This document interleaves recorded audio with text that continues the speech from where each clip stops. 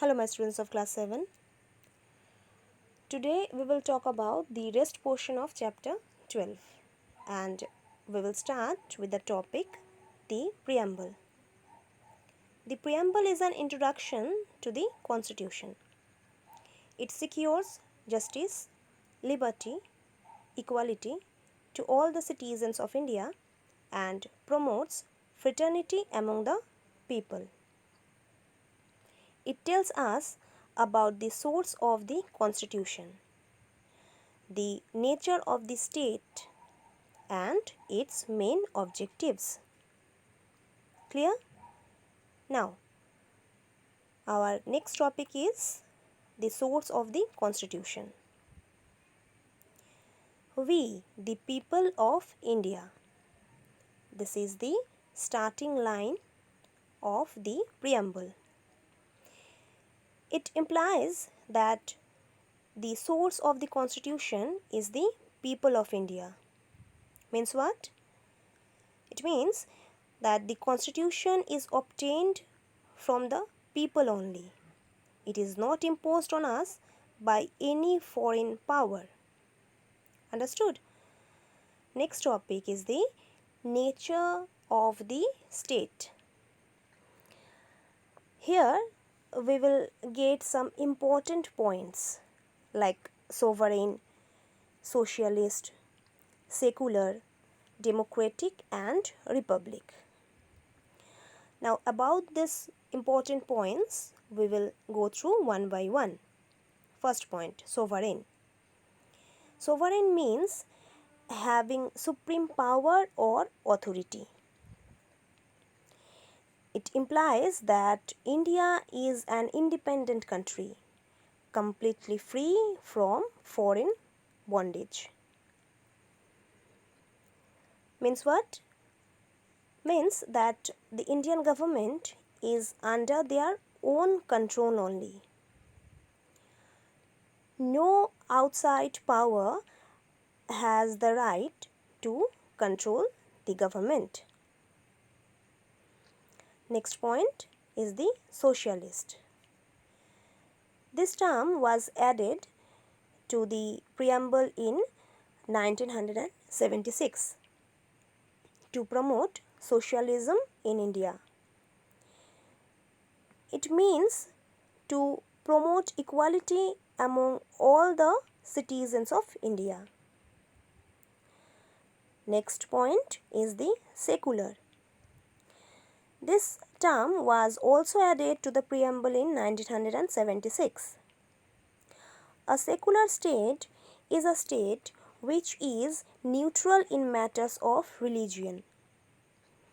The state does not have an official or state religion.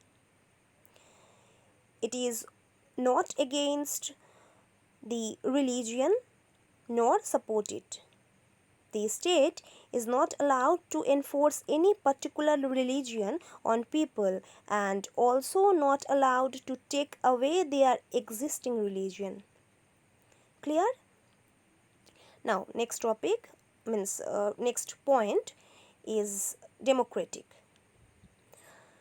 A democratic government has been described as a government of the people, by the people and for the people. Means the people of India have their right or the full control to elect their own government by their choice. Means by the election procedure we choose our own representatives to govern our country. Okay? Now the next point is republic. Republic means the head is an elected official, not a monarch or a dictator.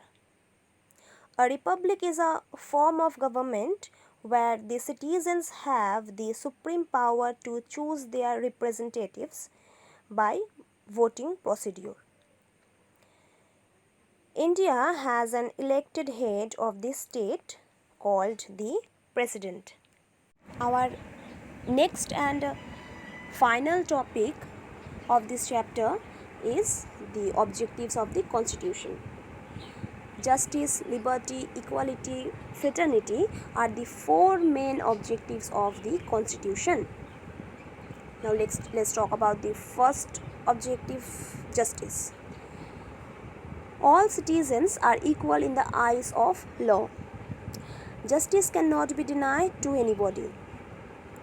Means whether it is about his place of birth, his caste, his status, religion, means on the basis of anything, justice cannot be different to anybody. Clear? Next objective is liberty. There are certain fundamental rights like freedom of speech, freedom of expression, freedom to follow the religion, etc. Every Indian citizen shall enjoy these fundamental rights.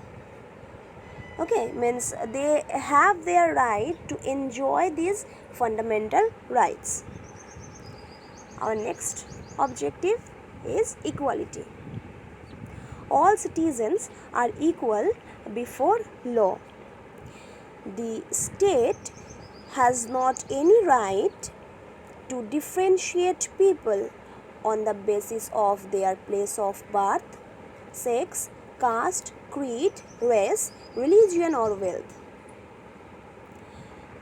Last and final objective of the Constitution is fraternity. Fraternity is meant for the spirit of brotherhood and oneness among the different sections of society. Fraternity aims to remove social barriers between Indians belonging to different communities. Understood, my students? Here I am concluding this chapter, and our half-yearly syllabus also we have completed now. Just go through the chapter very well and update your question answer. Thank you.